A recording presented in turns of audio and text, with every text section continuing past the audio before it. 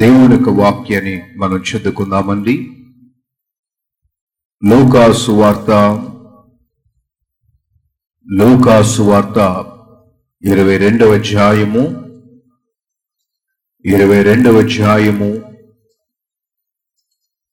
3-4 వచనాలు మనం చదువుకుందాము. అంతటా 12 మంది శిష్యుల సంఖ్యలో చేరిన ఇస్కరియోతు యోధ అనబడిన యోధాలో సాతాను ప్రవేశించిన గనక వాడు వెళ్ళి ఆయనను వారికి ఎలాగూ అప్పగింపవచ్చునో దాన్ని గూర్చి ప్రధాన యాజకులతోనూ అధిపతులతోనూ మాట్లాడెను. అందుకు వారు సంతోషించి వారికి ద్రవ్యము ఇయ్య సమ్మతించిరి. చాలండి. వాక్యములో రాయబడినటువంటి విలువైనటువంటి మాటలు చదివినటువంటి వాక్య భాగములో ఇస్కరియోతు యూదాను మనము చాలా జాతిగా ధ్యానం చేసుకుంటే, ఇస్కరియోతు యూదా దేవుని యొక్క 12 మంది శిష్యులు ఒకరుగా ఉన్నారు. 12 మంది శిష్యులు అంటే మాటలు కాదు, దేవుని యొక్క శక్తిని, ప్రవచనాలు, బలమును పొందుకున్నటువంటి వారు. వారు ప్రార్థనలు చేస్తే గొప్ప కార్యములు జరిగేవి. వారు ప్రార్థన చేస్తే స్వస్థతలు జరిగేవి. వారు ప్రవచనాలు చేస్తే ఆ ప్రవచనాలు నెరవేరేవి శిష్యులైనటువంటి వారు. ఇస్కరియోతు యూదా కూడా అతడు ప్రార్థన చేయగా, ప్రవచనాలు చేయగా గొప్ప కార్యములు, స్వస్థత కార్యములు దేవుడు జరిగించేవారు. అలాంటి ఇస్కరియోతు యూదా జీవితంలో మనం జాగ్రత్తగా ధ్యానం చేసుకుంటే, ఇస్కరియోతు యూదా జీవితంలో పాపమును బట్టి, శోధన బట్టి భయంకరమైనటువంటి శ్రమ తెచ్చుకున్నాడు. అది మనము అనేక మంది క్రైస్తవుల్లో, విశ్వాసులు కూడా మనం చూస్తాము. దేవుని సన్నిధిలోకి వచ్చినా సరే పాపమును సంపూర్ణంగా వారు వదిలివేయకుండా, పాపమును సంపూర్ణముగా వారు విడిచిపెట్టుకోకుండా దేవుని సన్నిధానములో వారు అనేక మంది సాగిపోతున్న వారుగా ఉన్నారు. అందుకే ఇస్కరియోతు యొక్క జీవితంలో మనము నేటి దినము చాలా జాగ్రత్తగా ధ్యానము చేసుకుందాము. దేవుని వాక్యములో చాలా జాగ్రత్తగా ధ్యానము చేసుకుంటే, పాపమును గురించి మనము ధ్యానము చేసుకుని 3 అంశాలను మనము చాలా జాగ్రత్తగా ధ్యానం చేసుకుందాము. మొదటిగా పాప పరిహారము ఎంత ప్రాముఖ్యమో దాని గురించి ధ్యానము చేసుకుని, రెండవదిగా నైజ పాపమును గురించి మనము ధ్యానము చేసుకుని, మూడవదిగా పాప విమోచన గురించి మనము చాలా జాగ్రత్తగా ధ్యానము చేసుకోవాలి. పాపమును గురించి మనము చాలా జాగ్రత్తగా ధ్యానము చేసుకుంటే, పాపముల గురించి మనందరం ఎరిగినటువంటి వారమే. లోకములో సమస్తమంతటికి మూల కారణమేమై ఉన్నదంటే పాపమై ఉన్నది. మనుష్యుడికి వచ్చుచున్నటువంటి శ్రమ, మనుష్యుడికి వచ్చుచున్నటువంటి ఇబ్బంది, మనుష్యుడికి వచ్చుచున్నటువంటి అంధకారము, మనుష్యుడికి వచ్చుచున్నటువంటి చిక్కు, మనుష్యుడికి వచ్చినటువంటి క్షమాపణ, మనుషుడికి వచ్చిన శాపము, అంధకారములు, శ్రమలు అన్నిటికీ మూల కారణం ఏమై ఉన్నదంటే పాపమై ఉన్నది. దేవుడు ఎప్పుడును కూడా మనుష్యుడికి అంధకారము, శ్రమలు తీసిపెట్టాలి, తీసుకురావాలని తలంపు దేవునికి ఎప్పుడును కూడా లేదు. దేవుడు ఆదిలో ఏది సెలవిచ్చాడో ఈ రోజు కూడా అదే సెలవిస్తున్నాడు. ఆదిలో దేవుడు ఏమి సెలవిచ్చాడంటే, నా యొద్దకు రండి, నేను నీకు శాంతియు సమాధానమును అనుగ్రహించదను అన్నారు. దేవుని స్తోత్రం. ఏదైనా తోటలో ఆదమవములు మనం చాలిగా ధ్యానం చేసుకుంటే, ఏదైనా తోటలో ఆదమవములకు దేవుడిచ్చింది ఏమిటంటే శాంతియు సమాధానము. అన్నీ కూడా సమకూర్చాడు తండ్రి. ఎవడి తినడానికి ఎవడి ఫలములో దేవుడు అనుగ్రహించాడు. విశ్రాంతి తీసుకోవడానికి స్థలం అనుగ్రహించాడు. ఆదవములు చేయాల్సిన పని ఏమిటంటే క్రీస్తుని వెంబడించడమే. ఆ దినమున దేవుడు వారికి ఎటువంటి శాంతి సమాధానము దేవుడు అనుగ్రహించాడు. ఈ దినము కూడా మనము రక్షణ పొంది క్రీస్తు సాగిపోతే పరలోక రాజ్యములు కూడా దేవుడు ఏం చేస్తున్నాడంటే అదే శాంతి సమాధానము దేవుడు అనుగ్రహిస్తున్నాడు. దేవుని స్తోత్రం. ఈ శ్రమ, కష్టము, బాధ, చిక్కులు అన్నీ కూడా పాపము ద్వారా వచ్చినవి. ఎప్పుడైతే ఏదైనా తోటలో ఆదమములు పాపము చేస్తారో ఆ పాపమును బట్టి వారు తెచ్చుకునేటువంటి నష్టము, ఆ పాపం బట్టి వారు తెచ్చుకునేటువంటి ఇబ్బంది, ఆ పాపం బట్టి వారు తెచ్చుకునేటువంటి అంధకారమును మనము చాలుజాతిగా ధ్యానము చేసుకుంటే ఏదైనా తోట నుంచి ఎప్పుడైతే వారు బయటికి వెళ్ళారో కష్టం పైన కష్టము, శ్రమ పైన శ్రమ, ఇబ్బంది పైన ఇబ్బంది, అంధకారం పైన అంధకారము, పాపమును బట్టి ఈ శ్రమలన్నీ కూడా నరుడుకు వచ్చి ఉన్నవి. దేవుని స్తోత్రం. ఈ పాపమును బట్టి అన్ని వచ్చి ఉన్నవి. పాపం బట్టి అపవాది అన్ని తీసుకుని వచ్చి ఉన్నాడు. కొంతమంది ఏమంటారంటే పైపచ్చు దేవుడిని అడుగుతారు, తండ్రి ఎందుకు ప్రభా ఈ కష్టాలు నాకు తెచ్చిపెట్టావు అంటారు. ఏమండి, దేవుడు తెచ్చిపెట్టాడని కష్టాలు ఏమా? దేవుడు తెచ్చిపెట్టారు ఆ శ్రమలు. అయ్యగారి దగ్గరికి నా దగ్గరకు వచ్చి అడుగుతారు, అయ్యగారండి దేవుడు ఎందుకని నాకు ఈ శ్రమలు తెచ్చిపెట్టారంట. దేవుడు తీసుకురావాలి. దేవుడు ఎప్పుడు కూడా నిన్ను దీవించాలని, నిన్ను ఆస్వాదించాలని దేవుడు చూస్తాడు. శ్రమ దేని ద్వారా వచ్చింది? పాపము ద్వారా, అపవాది ద్వారా వచ్చింది. కనుక మనము వాక్యమును చాలా జాతిగా ధ్యానము చేసుకోవాలి. సమస్తములో మూల కారణము పాపమై ఉన్నది. కనుక వాక్యములో చాలా జాతిగా ధ్యానం చేసుకుంటే ఎట్టి పాపము నుంచి సంపూర్ణ రక్షణ విశ్వాసుకి రావలను. దేవుడి సన్నిధానం ఉంచబడినటువంటి మనము, దేవుడి పాదలు ఇచ్చిన మనము, దేవుడును సుఖీరక్షుడుగా మీకు ఇచ్చిన మనము, దేవుడు మన జీవితంలో అద్భుతమైన కార్యములు చేస్తాడు అని తలంచుడి మనము, దేవుని పాదలను దొరుకుచేడు మనము చాలా జాగ్రత్తగా ధ్యానం చేసుకోవాలి. దేవుని సన్నిధానములో సంపూర్ణముగా పాపము నుంచి శుద్ధి కావాలి, సంపూర్ణంగా పాపము నుంచి విమోచన కావాలి. కనుక వాక్యములో చాలా జాగ్రత్తగా ధ్యానం చేసుకుంటే 3 అంశాలు. మొదటిగా పాప పరిహారము, పాపము నుంచి రక్షణ రావుట, పాపము నుంచి పరిహారము రావుట. ఇది మనుష్యుడికి ఎంతో ప్రాముఖ్యమైనది, ఎంతో అమూల్యమైనది. ప్రతి విశ్వాసునికి కూడా పాపము నుంచి పరిహారము కావాలి. పాపము నుంచి పరిహారం ఉన్నప్పుడే మనకి స్వస్థత వస్తుంది. పాపము నుంచి పరిహారం ఉన్నప్పుడే దీవెనలు వస్తాయి. పాపము నుంచి పరిహారం ఉన్నప్పుడే ఆశీర్వాదం వస్తుంది. పాపము నుంచి పరిహారం ఉన్నప్పుడే దీవెనలు వస్తాయి. పాపము నుంచి పరిహారం ఉంటేనే మనకి స్వస్థత జరుగుతుంది.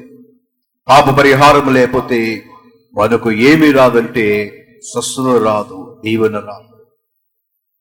అందుకే అనేక మంది దేవుని సన్నిధికి వచ్చినటువంటి వారు కొంతమంది అనుకోవచ్చు, ఎందుకు వారాలు చేయటం? దేవుడు గొప్ప దేవుడు కనుక తక్షణమే స్వస్థత చేయలేడా దేవుడు అనుకోవచ్చు. దేవుడు కావాలంటే ఆయన తక్షణమే స్వస్థత చేయగలడు.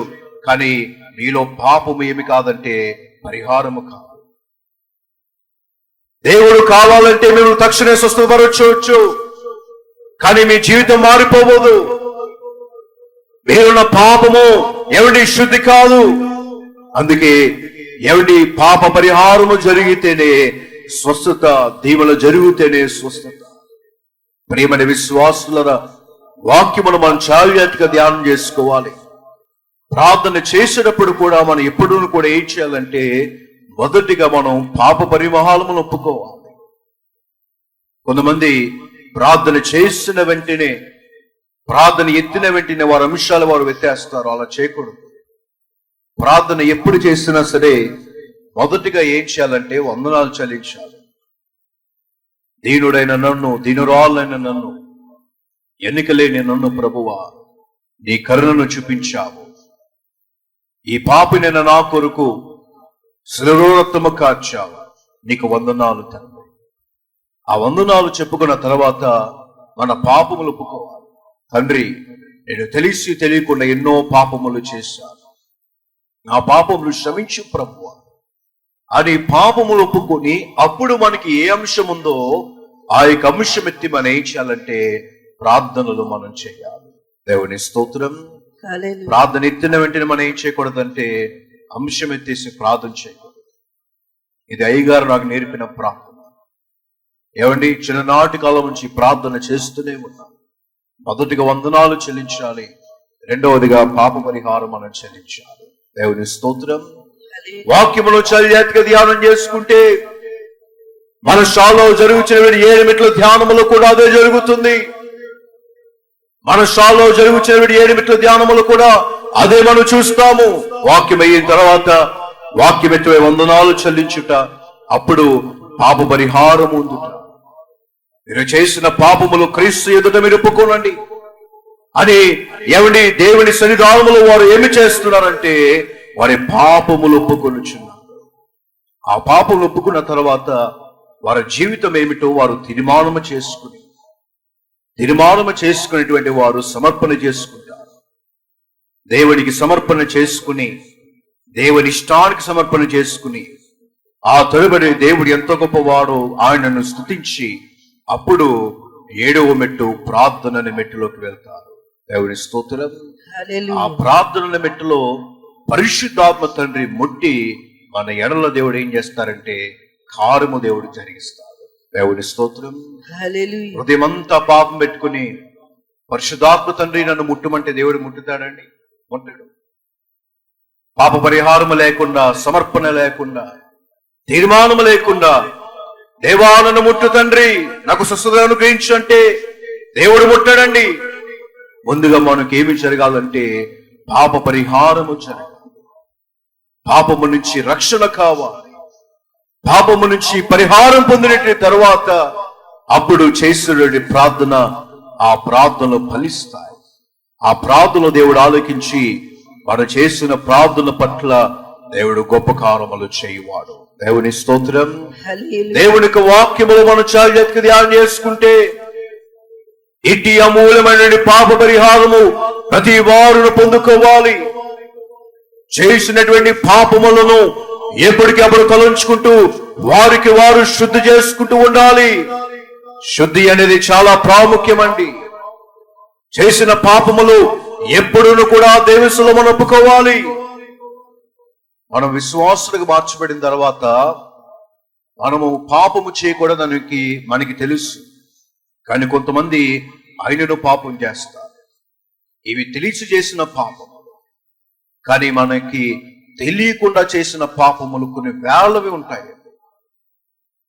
ఏమండి, ఒక ఆమెతో మాట్లాడతాము, వారు ఏదో టాపిక్ ఎత్తుతారు. ఆ టాపిక్ లో మనం ఏం మాట్లాడతామో మనకి తెలియదు, ఎవరిని దూషాడతామో మనకి తెలియదు. వినకూడని వింటాము, అయి పాపము. చూడకూడని చూస్తాము, అయి పాపము. ఇలాగున మనకి తెలియకుండా కొన్ని వేల కొద్ది పాపములు ఏం చేస్తున్నామంటే మనము చేస్తున్నాం. ఇవన్నీ కూడా ఏం చేసుకోవాలంటే దేవుని సన్నిధానములో ఒప్పుకోవాలి. ప్రభువా, నేను తెలిసి తెలియకుండా ఎన్నో పాపములు చేశాను తండ్రి అని దేవునికి పాదాలుగా మనం ఏమి చేయాలంటే హృదయపూర్వకం ఒప్పుకొని ఆనుసన్నాల్లో మన పాపములు ఒప్పుకోవాలి. అలాగున ఎప్పటికి మన పాపములు ఒప్పుకున్నట్టు ఎప్పుడును కూడా ఏం చేసుకోవాలంటే మనకి మనము ఎప్పుడును కూడా శుద్ధి మనం చేసుకోవాలి. దేవుని స్తోత్రం. అపోస్తలుడైన పౌలు ఎంతో గొప్ప బోధకుడు. క్రీస్తును నమ్ముకున్న తర్వాత సౌలుగా నుంచి పౌలుగా మార్చబడిన తర్వాత దేవుని సన్నిధానములో ఎంతో గొప్ప సేవ చేసినటువంటి పౌలు గారు ఎప్పుడును కూడా నేను పరిశుద్ధులని ఎప్పుడును కూడా ఆయన తలంచలేదు. పౌలు ఎప్పుడును కూడా ఏమన్నాడంటే పాపుని ప్రభువా, పాపిలో నేను ప్రధాన తండ్రి అన్నాడు పౌలు. దేవుని స్తోత్రం. ఎప్పుడును కూడా నేను పరిశుద్ధం లేదు పౌలు, నేను ప్రార్థన పరుని, నేను బోధకుని, కొన్ని సంఘాలు కట్టాను, నేను యాజకుని అని ఎప్పుడును కూడా పౌలు తలంచలేదు.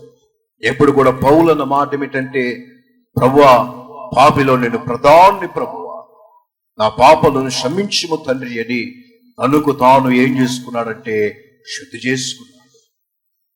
విశ్వాసులకు తండ్రి అని అబ్రహామును మనము చారిత్రక్రియలు చేసుకుంటే అబ్రహాముకు విశ్వాసం ఎంత గొప్పదో, కార్యము జరిగిపోయినా జరగపోయినా అబ్రహాం ఏం చేసుకునేవాడంటే దేవుడికి స్తుతులు చెల్లించేవారు.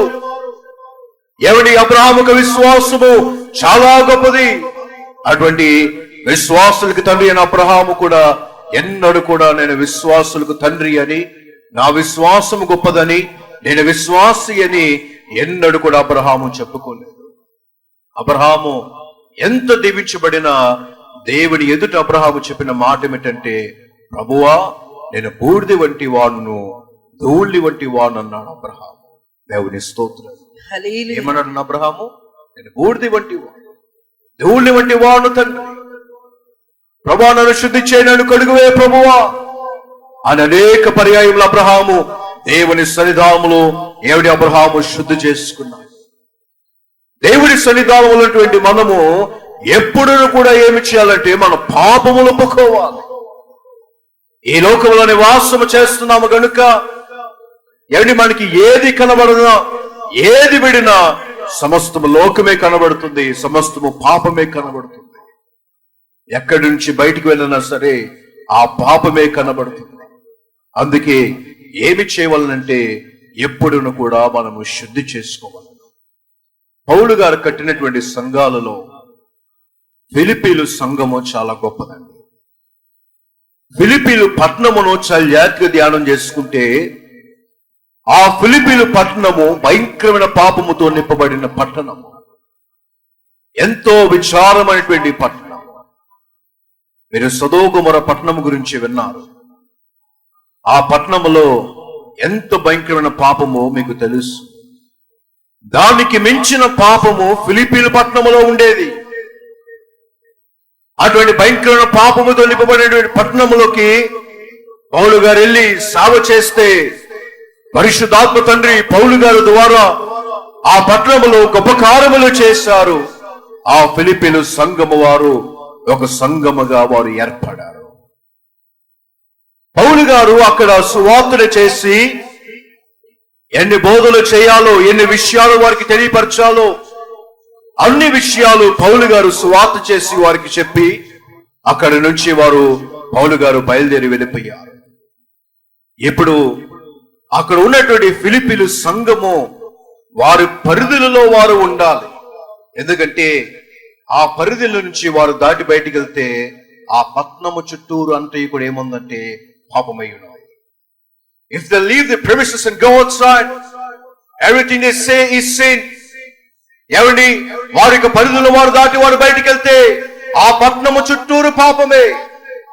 అందుకే ఆ సంఘము వారు పౌలు గారు లేపైనా, దైవజనులు లేపైనా ఆ సంఘము వారు ఏం చేసుకున్నారంటే ఆ పరిధులలో వారు ఉంటూ పాపము చేయకుండా, ఒకవేళ పాపము చేస్తే ఎప్పటికీ అప్పుడు వారు ఏం చేసుకునేవారంటే పాపములు ఒప్పుకున్నట్టు వారు ఎవడి ఆ సంఘము వారు తమకు తానుకు ఏం చేసుకునేవారంటే శుద్ధిగా ఉంచుకునేవారు.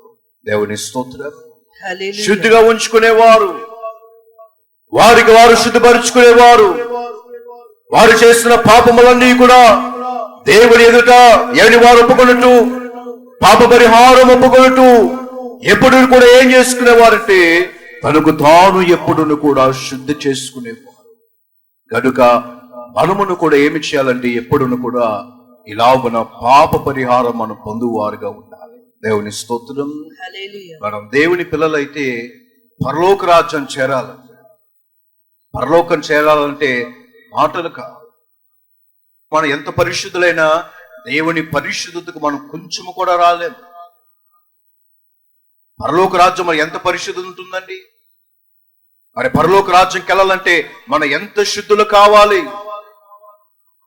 పరలోక రాజ్యంలో ఎంత పరిశుద్ధత ఉన్నది? అదము ఒక్కైనా ఒక పాపము కూడా లేదు. ఏమండి అక్కడ స్వార్థం లేదు, అసూయ లేదు, ఏమండి ఏమండి అక్కడ ఏ రకమైన పాపము లేదు.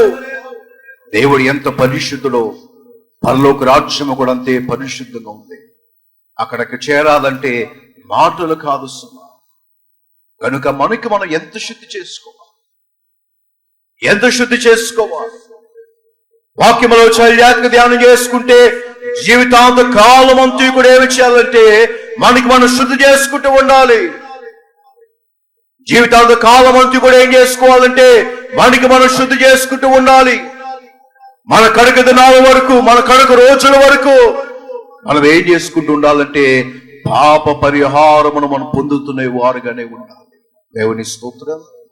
దేవుని సన్నిధిలో ఎప్పటికప్పుడు తెలియకుండా ఏదైనా పాపం చేస్తే తండ్రి ఈ పాపని క్షమించు ప్రభువా అని ఎప్పుడు కూడా ఏం చేసుకోవాలంటే మన పాపములు ఒప్పుకోవాలి. దేవుని స్తోత్రం. శుద్ధి జరుగుతూ ఉండాలి, మనలో శుద్ధి జరుగుతూ ఉండాలి. ఎప్పటికప్పటికీ మనం ఎప్పుడు కూడా ఏం చేసుకోవాలంటే ఏమిటి పాప పరిహారమును ఒప్పుకుంటూ దేవుని సన్నిధానంలో మనం ఎప్పుడు కూడా ఏం చేసుకోవాలంటే మనకి మనము శుద్ధి చేసుకుంటూ ఉండాలి. దేవుని స్తోత్రం. ఈ పాప పరిహారం జరిగిన తర్వాతే మనకి దీవెన, ఈ పాప పరిహారం జరిగిన తర్వాతే మనకి స్వస్థత, ఈ పాప పరిహారం జరిగిన తర్వాతే ఏమండి మనకి దీవెనలు, ఆశీర్వాదములు. కనుక ప్రియమైన విశ్వాసులరా, సంపూర్ణ పాప పరిహారమును జరగాలి మనము. దేవుని స్తోత్రం. కొంతమంది అనుకుంటారు నేను చాలా వారాలు చేశాను, ఇంకా కార్యం జరగలేదు నా ఎడలో అని అనుకుంటారు. ఏమండి లోపము క్రీస్తులో లేదు, లోపం ఎవరిలో ఉందంటే మనలో ఉంది. వారు ఏమండి నాకంటే తక్కువ వారాలు చేశారు, కానీ వారికి విమోచన వచ్చింది, వారికి స్వస్థత వచ్చింది, నాకు ఇంకా రాలేదేమిటి? లోపము దేవుల్లో లేదండి, మనలో ఉంది. దేవుడు స్వార్థపరుడు కాదండి. దేవుడు అందరిని ఒకేలాగా చూస్తాడు తండ్రి.